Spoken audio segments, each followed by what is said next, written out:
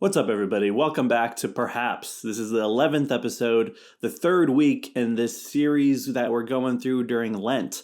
And it's not like super religious or spiritual, really. It's just me talking about some of the themes that often get talked about during Lent, but from a bigger perspective and one that I personally find more interesting. Like the first week, we talked about death.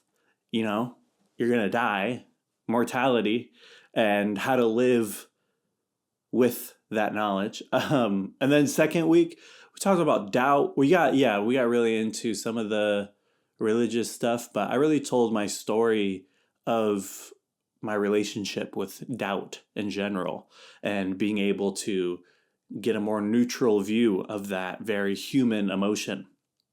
And then this week, we're talking about wilderness. I don't even have much an outline for this one. The last week has been kind of hectic, and so it was hard to put together an outline. But it also seemed appropriate as I realized that I don't have much time and energy to put together an outline. It's like, let's just roll with it. It seems like that would make the most sense, huh? And so yeah, go check out some of those episodes if you haven't already. Go check out the audio version of this podcast. If you're watching this on video, go check out the video version. If you're listening on audio, it's on YouTube and audio's on all the podcast apps. But guess what? There's also some bonus episodes that we're doing on Patreon only every month. But we just started last month, and so there's only one up there. But I'm going to put another one up there this month as well. And you'll be able, there's audio and video of the bonus episodes up there. And you'll be able to support this show and support me continuing to create this stuff. And I'd appreciate it if you go check it out. And so that's one of the ways you can support. Another way you can support is following on Instagram or subscribing on the feeds. Podcast feeds, YouTube feeds, Instagram at Who Is Damon. The reason I'm like peddling all this right now, I know some of you might be annoyed, like, bro, we get it. Stop plugging. The reason is because I realized that like the last few episodes, I completely forgot to plug stuff until the very last second. I'm like, oh yeah, you should do these things. I'm still learning, folks. I'm a podcast host now. 11 episodes in, and I'm still learning. So that's that. All right, we're done with the plugging. Let's get to it, shall we? And so I want to ask y'all, if you ever feel like you're not where you're supposed to be, like you're not doing what you're supposed to do, you're not who you're supposed to be, it can get exhausting. I think we all deal with some level of that where we're at isn't necessarily where we're supposed to be, that we should be living differently, that our circumstances should be different. And in some ways, that's very valid and legit, especially when we're all living in this capitalist colonial hellscape where a lot of us don't get to experience basic resources for thriving in life that others do, and you desire a different system that would allow you to not struggle as much.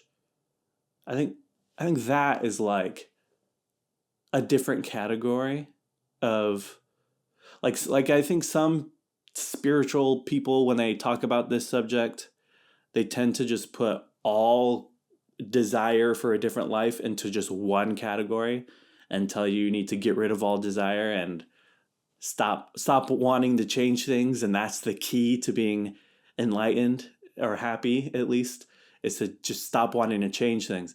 And that message could be very disturbing in a world where there's a lot that needs to change. And if we stop trying to fight for a better world, then we're going to get steamrolled by the fascists who want to make life even worse for us. And so the pacifists take your hands off and just go with the flow and stop trying to change things doesn't work.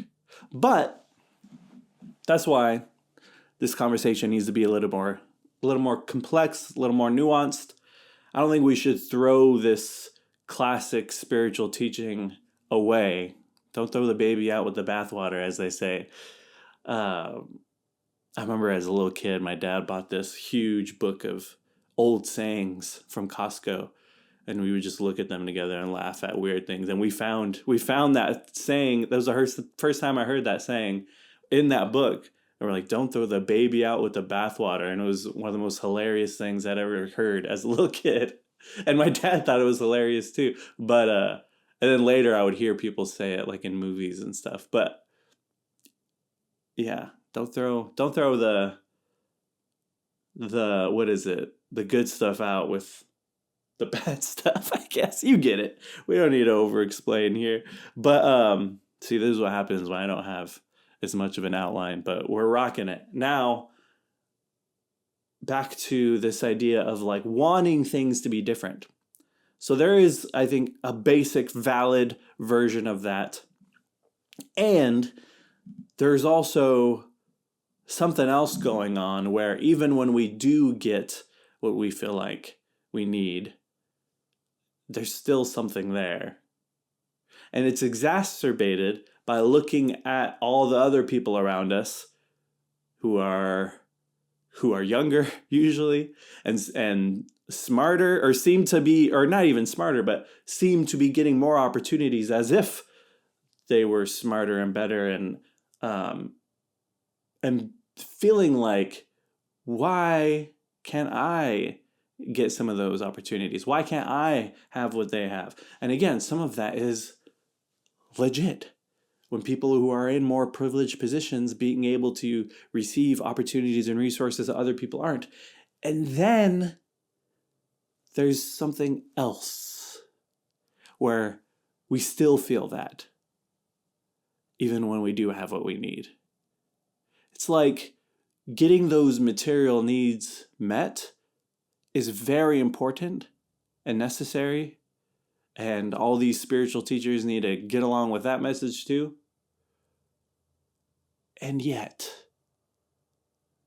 it doesn't solve that feeling within us of wanting our life to be different. It's like it's still there. And one of the ways I've evolved over the years when it comes to politics and spirituality is getting really into the leftist Marxist idea of materialism or historical materialism. And when I say materialism, I don't mean like wanting to buy a bunch of stuff and being a consumerist. A lot of people use the word in that way, but like an older definition of the word is to mean like this material physical stuff is all affected by other material physical stuff, as opposed to an idealist view, which would be that there is another realm of non-material physical stuff that is causing material physical stuff to act a certain way. And it's like, no, it's like cause and effect taken all the way to the extreme. It's like this is all material physical, and it's affected by previous material physical, and this is and it affects our ideas in our head. But we don't need to get too deep on this. I actually was thinking about doing an episode just on materialism, just because I think it's so interesting. But I wanted to talk about how in this episode, Karl Marx, classic dude, the homie, he wrote Capital, Volume 1, as this big critique of capitalism. But the way he went about it wasn't to say capitalism is bad and capitalists are bad people who do bad things and it makes people live bad lives and feel bad. Like, that wasn't the point at all. He did not want to do a moral argument against capitalism, even though he was capable of it. And some of his earlier stuff, he had that in there, and other people were doing that already. before him. By the way, yeah, some of you don't know. A lot of people were critiquing capitalism before Marx, including Christians, by the way. Like y'all, oh man, I'm gonna go on a tangent. Let me drink some water to avoid going on the tangent. Okay. So Marx instead was like, let's get scientific with it. Let's get rational with this. And so he set out to have a critique of capitalism that was purely based on evidence and history and science and really being able to look at the economy not from a idealist perspective where we say, well, God wants us to run society this way. God wants these people to be in charge and those people to not be in charge. Or this is how we've always done it. This is just part of our culture. And so this is how we must live. Like, take away all of that and like just look at evidence. What does the evidence show? The material evidence for how this economic system affects people and the ways that it will ultimately destroy itself. And so he called this method of analysis historical materialism. Or it's like, let's look at that, how material is affected by other material, and then go back and see, oh yeah, history shows us this evolution of economic systems, and capitalism will eventually evolve into something else. Okay, I actually didn't plan. I did not plan on talking about this at all, but we're in the wilderness, folks. And so the reason I bring this up is to say some people will take this very important, necessary method of analyzing the economy and politics and society and history and try to say, so therefore, we don't need any sort of spiritual views or analysis or way of talking about things at all. And then you got on the other side of people saying like, oh, well, we got the spiritual way of explaining things. We got the Bible. We got our church. We got the ways that our religious group talks about the way the world works. We know what God wants. Therefore, we don't need any of that politics, any of those other people's books, any of that philosophy, and none of that other ways of analyzing the world. I think both are incorrect. And I think the truth is neither answer all questions. I think we need, I started this whole part out by saying one of the ways I've evolved in my way of thinking about politics and spirituality and stuff is to come to the conclusion that we need materialist answers to materialist questions, but not every question is a materialist question. So when we have a question like, how should we structure the economy? I'm totally down to just give that one to the materialists. Let's just give that completely to the material analysis of how certain systems affect people's lives and their conditions, and how other structures of the economy would affect people's lives and their conditions in a way that is more fulfilling, in a way that more people live, survive. We don't need the Bible for that conversation. We don't need, yeah, you get it. But those aren't the only questions. Like once we answer some of those materialist questions with materialist answers, it's like, oh yeah, there's still more. Like, what the hell is all this?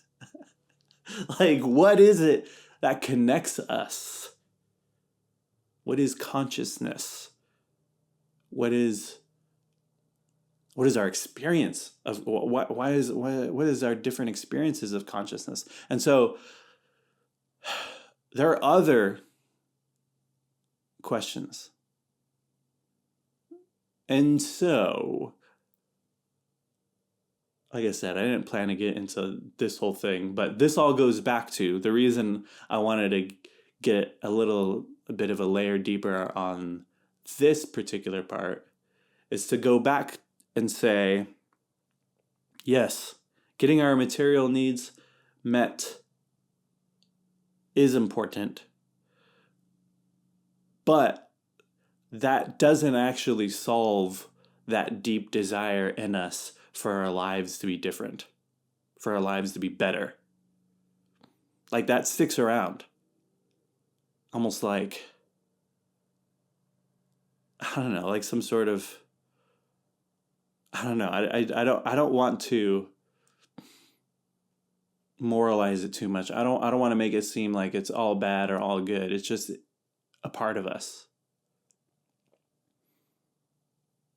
And so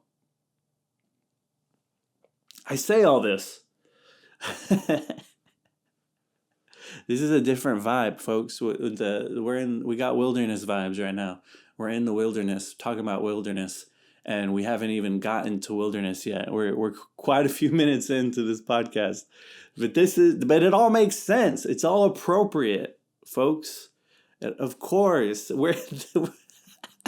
of course, in the wilderness episode, we haven't even got to the wilderness topic per se. I mean, it's all wilderness. You'll see.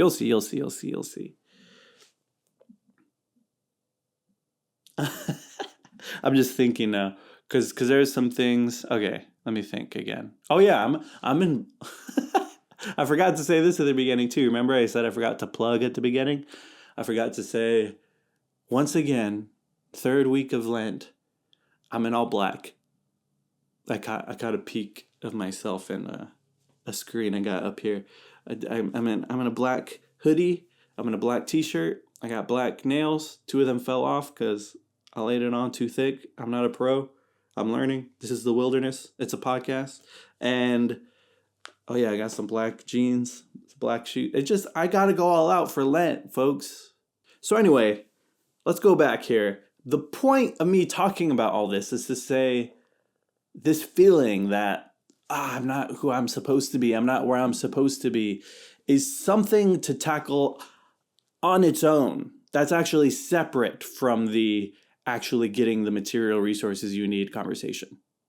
You get that? And so there's this feeling of I'm not who I should be, as if there's a version of yourself that you're supposed to be, or that you're divinely called to be, or that other people around you expect you to be, or that your society says you need to be in order to be considered successful, or even worse, normal, or not a failure, at least, not weird, at least.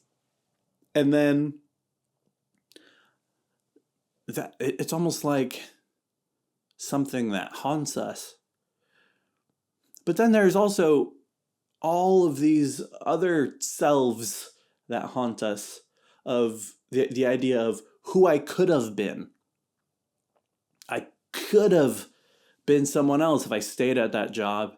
If I would have stuck it out and tried a little harder, I would have been making more money, or would have had better opportunities. If I would have gone to school right after high school and just stuck that out and didn't drop out, if I would have stayed with that person, all the different people that I could have been, if I never would have broke up with that person, or if I would have actually started dating that person and wasn't so scared, or if I actually picked up that skill or hobby way back then when I first thought of it, then I'd be so good now. Or if I would have given up that thing, if I would have left that church a long time ago, if I would have started going to that church a long time ago. It's all these yous you could have been, and you're wondering, would life have been better if I was one of those versions of myself? And lastly, this is what I really want to talk about. There's the you that you would be. The you you think you should be, all the yous you could have been. Then there's the you would be. Meaning, the you that you would be if you got your shit together, you started doing the shit you're supposed to do, you started to lock in and really, do all the things that you think you're supposed to do. For you to start like eating better, exercising more, hustling more, grinding more, working more, um, taking care of yourself more, going to church more, socializing more, socializing less, drinking more, drinking less, being on my phone less. It's like all these little habits that we believe we need to do, and then often end our days feeling like, damn, tomorrow we'll start. And you have this idea in your head of like the person I would be if I got my act together. Yeah, that's the one. And that vision of yourself stands on top of the mountain or the ladder on the other side of things and looks down on you in such a condescending way, which makes us view ourselves with that same condescension and meanness and disgust. We don't see ourselves for who we actually are. We see ourselves from the perspective of who we think we should be. And we can only see ourselves as failures or as regressing or as so far behind than where we should be at. And so I want to get us to start seeing things like, get rid of that ghost. Like get that thing out of here. That's not who you are. Let's like move to the present and stick around in the present for a while. And on this episode about wilderness, where we've gone quite a while, 20 some minutes, and still haven't talked about wilderness, this is where wilderness comes in, folks. We have these seasons in life that feel like the wilderness. Oh yeah, the wilderness, by the way. It's Lent, y'all. That's what we're talking about, the wilderness. And Lent is a 40-day season before Good Friday and Easter. So, celebrating, remembering, ritualizing Jesus' death on the cross and resurrection. And the reason it's 40 days is also in connection to Jesus having 40 days in the wilderness before he starts his ministry and the beginning of a couple of the Gospels.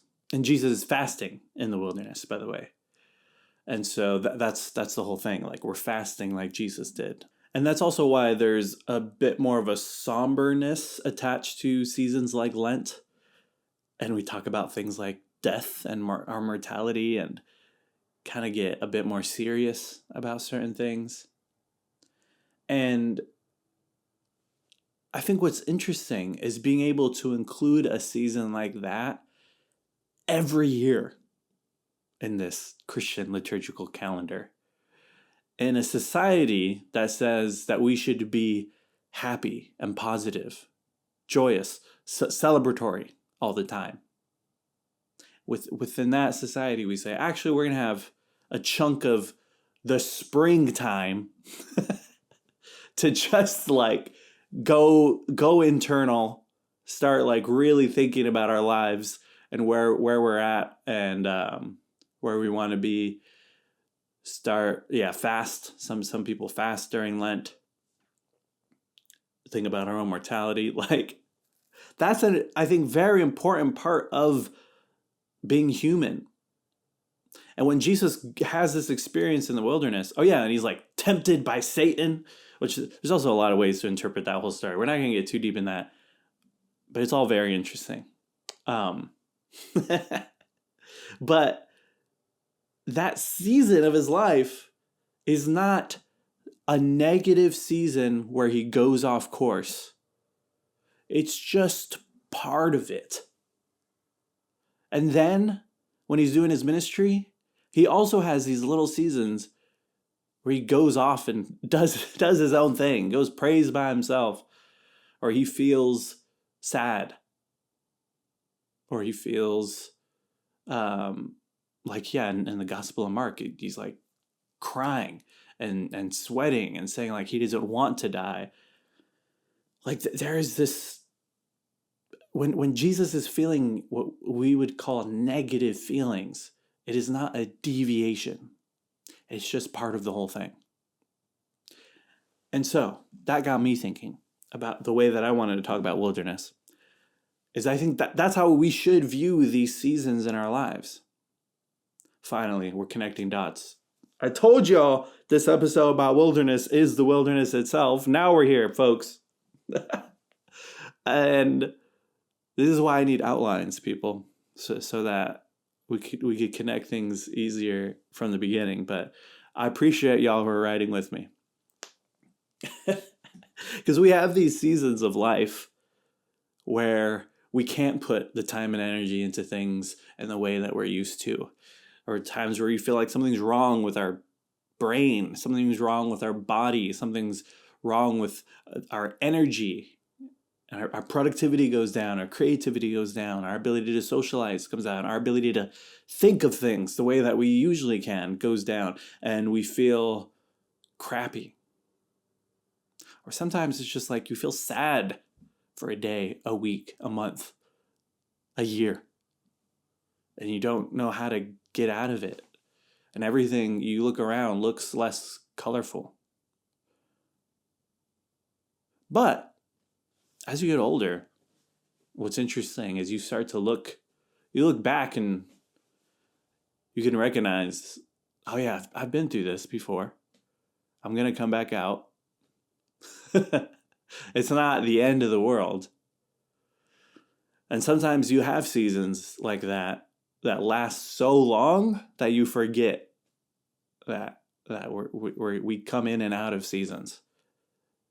Sometimes you're in a season like that could be so much longer that it's like you feel like, is this just life now? And then eventually something happens and you do come out of it.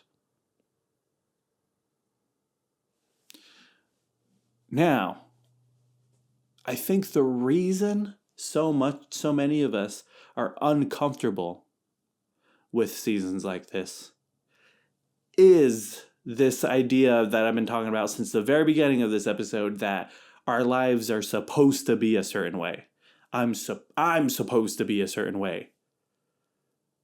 And there's the me that I would be if I got my act together. But instead, I'm in this season that feels like wilderness. I'm in this down season. I'm in this out season. Or I'm not able to do as much as I want to do. And yet, why do we view that as a deviation? Why do we view ourselves as defective when we're in seasons like that? Like, what if we thought a little bit, I want to say bigger, but maybe deeper is the one, and realized, actually, this is just part of it. This is just how I'm feeling right now. And that's okay. I'm still normal. I'm still a human. This is just what life actually is. We get fooled into thinking that what life actually is constant progress, constant growth, getting more, being more, having more, winning more. And if you are not experiencing that for a season, then you're off course. You're defective. You've deviated. And I think it's like we need to give that up. Realize that's just a complete lie of that's how life is supposed to be. And we feel uncomfortable when you talk to people. It's like, how you been doing? And it's like, do I make something up and to try to make it seem like I've been doing good lately? Do I name something that I did a while back and make it seem like it was more recent? Do I tell the truth and say, like, actually, it's been really hard lately and I haven't done shit and I've been really unproductive and I'm feel more miserable than I ever have. But if I do that, then everybody's gonna worry and try to fix it. And sometimes you do, or oftentimes rather, you do need your friends to help you get through things. But fixing it isn't something that happens so easily.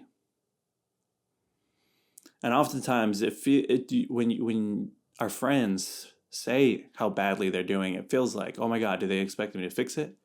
Or you're the friend talking about how badly you've been, how bad life's been, and you're afraid people will feel like you want them to fix it. And it's like, that's because we have this view that we're all supposed to be happy all the time, and it's subtle sometimes. I mean, there's environments where it's obvious, positive thinking, be happy, stay blessed. But then it's also subtle in like several other areas of life. Like in the fact that when someone says, hey, how are you? You feel like you need to say good. Or in little ways, when people ask how you've been, tell me what's been going on, you feel like you need to say the good things. Or we're in these situations where we have to get interviewed for things, for new jobs, new opportunities, write up our resumes again, get these like applications and into different programs and have to write about your life, but you have to write about it in a way that that they would be pleased with it, that would make you look like a good applicant. and that, I don't know about you, but when I have to do things like that, it makes me feel so shitty. It's just like, I hate viewing myself like this from this lens, and just all of these alarm bells of, damn, am I who I should be? Start going off.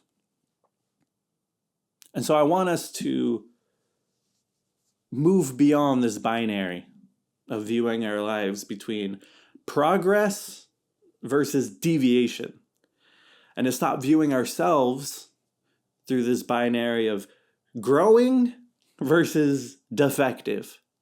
And I want us to be able to, day by day, no matter the decisions you make, no matter the behaviors you have, the habits you do or don't have, to not see it as you're either on track or you're off track.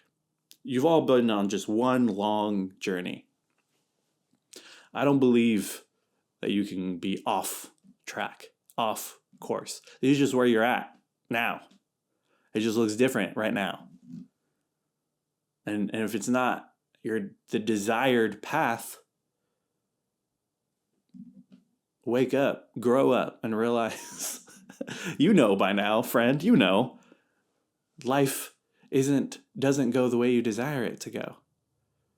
But often the way we desire things to go, some time passes and we realize is just childish, and we end up being glad that we didn't get what we wanted. I think we end up finding ourselves through failure, through not getting what we want, through loss, through these seasons of wilderness where we have to slow down, contemplate, figure things out, feel some emotions that we've been stuffing down for a long time. And often that is where we experience some real growth. And there's no way to control it. There's no way to say, okay, I'm only going to do this for 40 days. Then my depression will go away. Or I'm going to do this. It's the end of the year's coming up.